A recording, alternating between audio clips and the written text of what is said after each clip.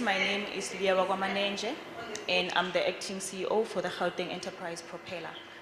I see a few gentlemen, so I think I'd be unfair if ngababulisi sanbonan bokot. We hope that you are here to support your better house and be inspired by the work that they are doing. We are very excited to be amongst people who are visionaries and who are looking forward to creating good wealth for themselves. And we'd like to encourage you to participate as far as possible. We will have dialogues, and we expect that you'll all share your experiences so that we know how best to serve you as the future business leaders. I want to briefly share some of the discussions that we normally have with our entrepreneurs, because we normally have dialogues. Some of you would remember we hosted a Blunder Summit in this same venue a few months ago.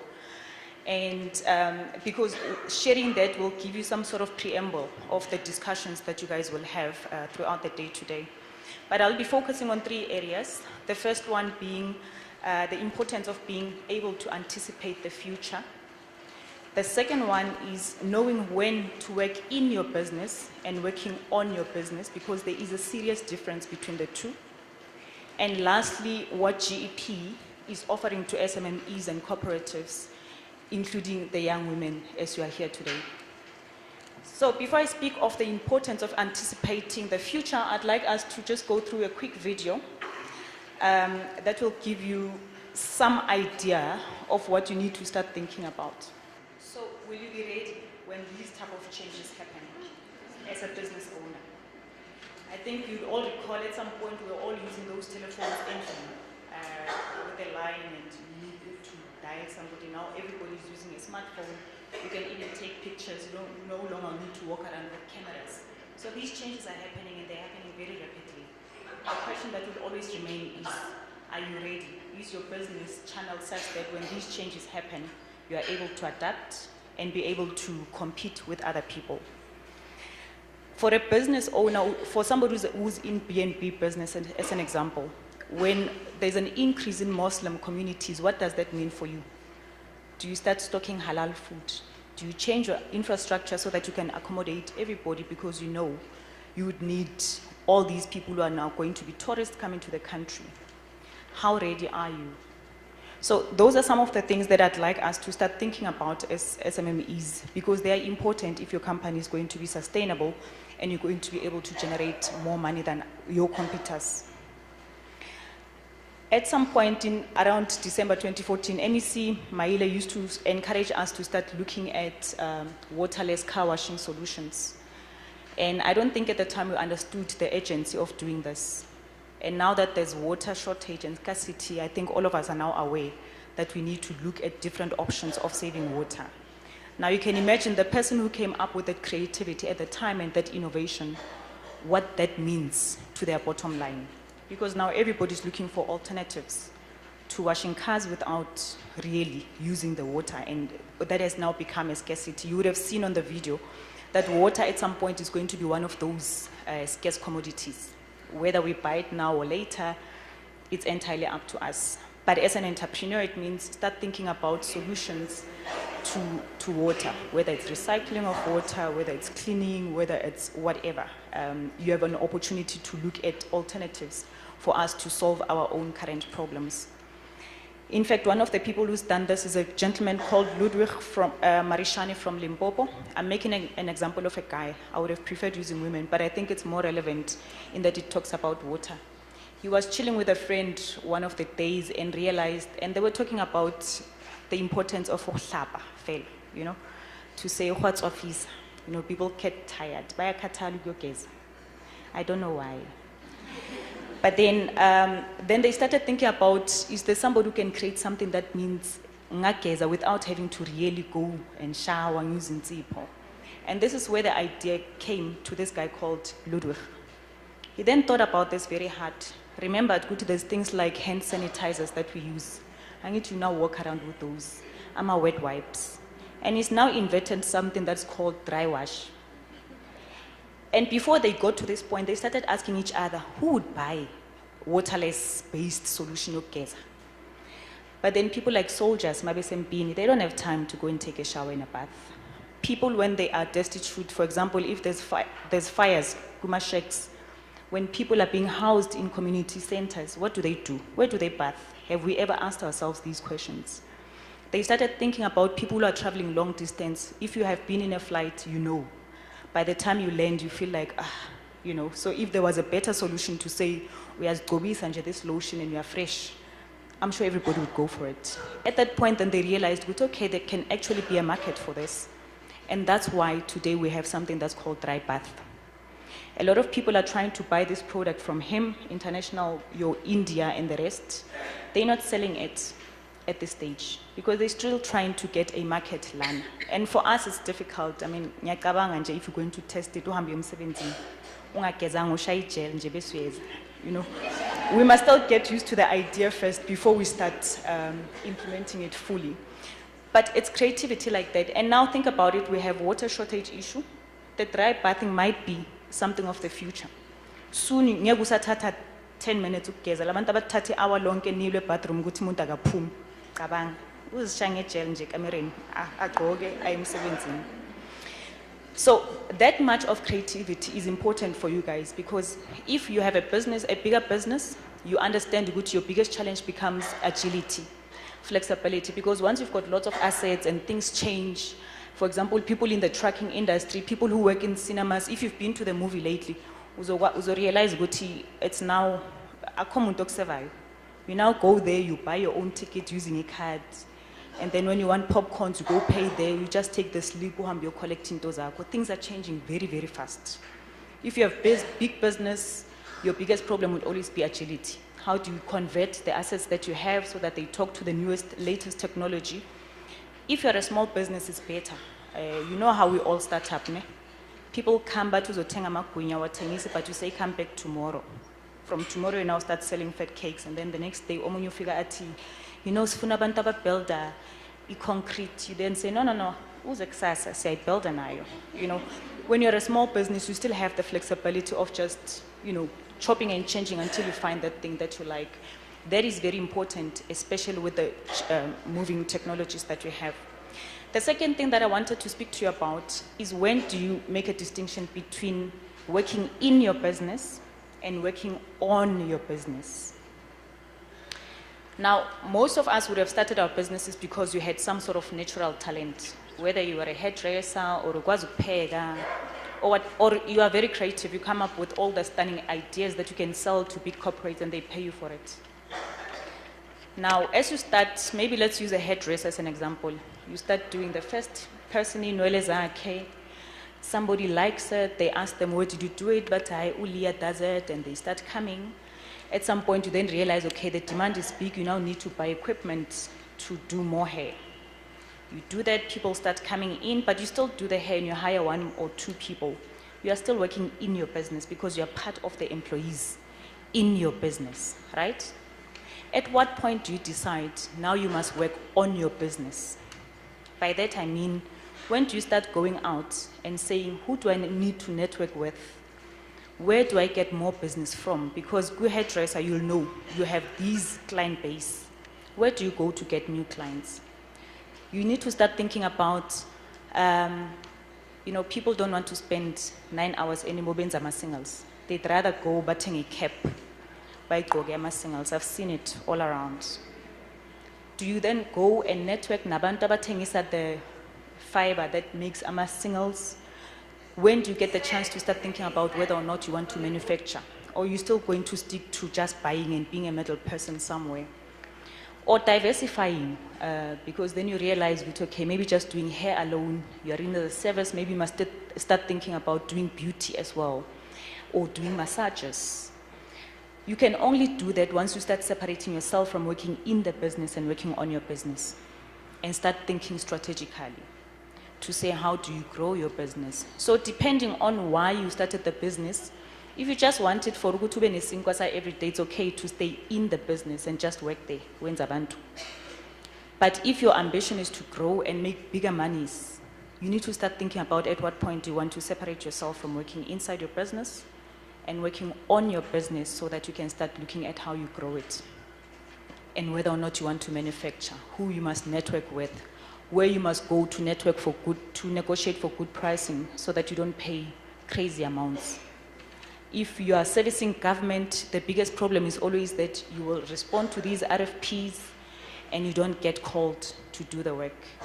Part of the biggest problems is that most of you have not networked yourselves enough or partnered with relevant people that manufacture stuff so that you can negotiate better prices. And in most instances, most of you are scared of working together, whether it's a competition issue or whatever the case is. The cooperative seems to be struggling a lot, or getting people to work together is always very difficult.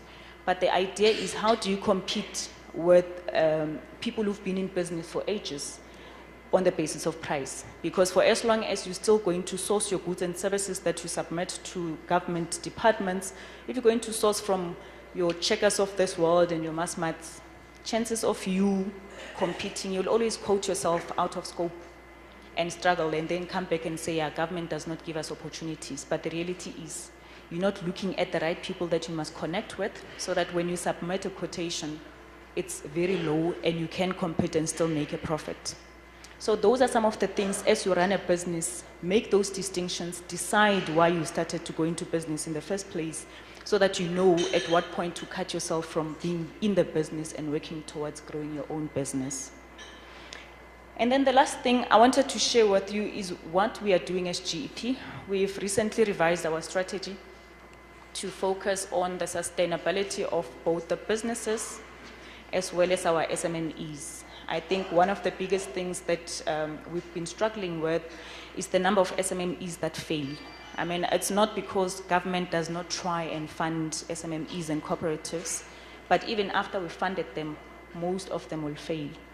And we've been collecting a lot of data. I mean, we've been speaking to people like Statistic SA, your GCRO. We've looked at the economic plan of the Gauteng City region. We've been engaging with universities and TVET colleges just to try and understand what is it about entrepreneurs that is so difficult to just get right. And some of the challenges that we always just identify is relates to mentorship, financial skills, whether people are able to market their businesses, etc. And the idea is we really want to see sustained businesses. So some of the things that we have picked up as we've been collecting this data is that, yes, according to Stats SA, we have a lot of unemployed people. Ekurhuleni has the highest number at the stage at 34% compared to your city of Joburg as well as your Tshwane. And most of these unemployed people are young people. And we've also now picked up which are those regions that have the poorest of poorest communities. Areas like Citybang, as an example, are some of those areas we'll now be focusing on, because if we do not intervene at this stage, this problem will continue. You know, now there's the issue around fees must fall. If you read the Stats SA result and look at the education level, a lot of young people are dropping out from universities, whether it's because of lack of funding to continue to complete their studies, or whether there's other things. People have got their own opinions around that, but the issue is that we do not have a lot of graduates now finishing at university level. And that becomes problematic, because in terms of the skills that are required to really have people who are manufacturing and producing, that number is continuously going down. And most of the townships are areas of consumption, and we want to start encouraging people to really produce and manufacture themselves instead of relying on somebody else to do it. Now, some of the issues that were raised around the GCRO stands for the Gauteng City Region Observatory. You can go to their website, just look at the results around entrepreneurship. They were looking at various aspects. The report is called Quality of Life Survey, which is looking at everything else around health, around education, but also around entrepreneurship. Some of the scary things were that most women, we have less women in informal business. Most men are we still have more men in business than we have women. Most women are in informal business, and they don't get to employ a lot of people, so they remain sole owners. And the difficulty about being a sole owner of a business, one of the things that we're talking about is whether or not we'll have enough people in the room. We're very excited to see so many people present here. Because as a sole owner, you know, if you leave your business for a moment, you're going to lose money. So to make a choice of whether uzelana or uhlale uqhube business lakho will always be a debate that is very difficult. And that is why, as part of the interventions that we're doing, is we have developed a product where we will create access to internet for our SMMEs. The same report at GCRO says lots of entrepreneurs don't have access to internet. And we take it for granted, ukuthi abantu banama smartphone, therefore bane data, therefore bayakhona ukugugula. But the idea is, how do we then bring learning to you? Whether we use e-learning as a tool so that people get information all the time, or we get people coming to visit you on an ongoing basis. But also, how do you get access to opportunities that are available in government? You would know ukuthi government has set aside 30% for SMMEs. But nizowathola kanjani if you don't have access? You'll never see. And the same report at GCRO talks about how many people don't know about ama services ka government.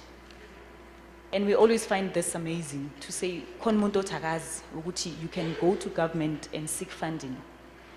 But those are facts that are there, according to the survey, the research that was done, to say a lot of people in Gauteng don't even know. And interestingly enough, a lot of people that are doing business here don't originate like Gauteng. You have people from Bolimpopo, Kaikai, you know, running their businesses. It's always good. But women need to be encouraged to participate in business, especially ngoba siyazi, which we very focused on. We are very detailed orientated. You know, we nurture the businesses that we have. They are more sustainable compared to labanye abantu abangekho lana today. Ngoba thina sinama issue of bless abantu or anything like that. Okay, no, that's not the issue. But the reality is that we do tend to do well. But some of the biggest challenges with women is that because of the nurturing nature scenario, we also tend to be too kind to a disadvantage. Umakhelwane uzongena lathi umntana kadlanga nawe umama uyacabanga ngicela ungiboleke bese uyamnika awusayithola back imali yakho. Biza umuntu uyaza athi hey ngiya ku interview hairstyle quickly uyamenza mayengakubhadala kutshela ukuthi anguthola ngomsebenzi, what do you do? Uyaqhubeka with your life. So, and we've got a lot of responsibilities. Most of us, you find with our businesses, you're not only funding yourself or taking care of your own needs, but you've got family behind you that you must take care of. So if you're going to measure the profits that our entrepreneurs make compared to other people, we tend to make less because of the responsibilities as nazo. But I think at the end, what will make you, what will distinguish a good entrepreneur, kwabanye abantu, is the creativity, the innovation. We've spoken a lot about the changes that are happening. We've spoken a lot about the importance of being unique and developing those products that are meant to solve some of the social issues that we have, because people who've really made money are people who have developed those products that have become very important for the society or the community that they come from. So in closing, I'd like to say to you guys all the best with the discussion today. And I'm hoping that you will engage us fully, because it's important that we understand where your biggest challenges are sitting. We are partnering with a lot of people because we've realized GEP on its own does not have sufficient funding to give you money. I'm sure you've come to our GEP offices, you'll apply for funding. Unfortunately, we've got very limited budgets, but we are working with strategic partners and other funding institutions so that we can fund as many people as possible. Okunye futhi is that we are emphasizing the importance of hand holding. Nokunisiza ukuthi nibe bankable. The only reason why other funding institutions don't give funding is because ama criteria wabo our fund nawethu. You know, if you're a startup, they'd want a 2-year financial statement, ama references, etc., which you might not have as a startup. But as GP, that is why we are focusing on those areas where we're saying, let us help you, hold your hand and get you to that point where Masubusa A, Standard Bank tomorrow, they'll be happy to fund you. So we'll be focusing on in those areas. But the other thing that we've done is a product called Bridging Finance. So if you get a purchase order tomorrow from any of the departments, you'll hear various speakers from our department, about health, about education and the likes. Once you get a purchase order or an offtake, we are more than happy to service you. In fact, turnaround time here is 14 days from the time we apply, especially if you've got a e-order that you must service, so that we can give you cash flow, uzokwazi ukuthenga the material and service whatever contract or purchase order that you have. So those that have got such orders on hand, please come and visit our offices. We have 7 regional offices as well as 3 satellite offices in Gauteng. If you visit our website, you'll be able to get the exact addresses based on areas that you're closest to. But we also have realized that GP has been struggling a lot with being responsive. A lot of people complain, "Good, ababamba ma phone, ni apply, you don't get feedback." We now have a call center, ending iPhonela, to follow up with our issues and to track how far your applications are. In number yakona at 011 085 2000. So you'll be able to phone that number, bakwazi nokukunikeza i-reference number so that we can track whether you're getting assistance. So it's 011 085 2000. And then if you do not get satisfaction there, we also have an escalation email where you send an email, give us details of those people abangakuservisi kahle. Because all of us are active public servants, we are supposed to give you that level of service where you can, you get respect and you are treated professionally. The email address is gepenquiries@gep.co.za. That's gepenquiries@gep.co.za. Okay. With that said, thank you.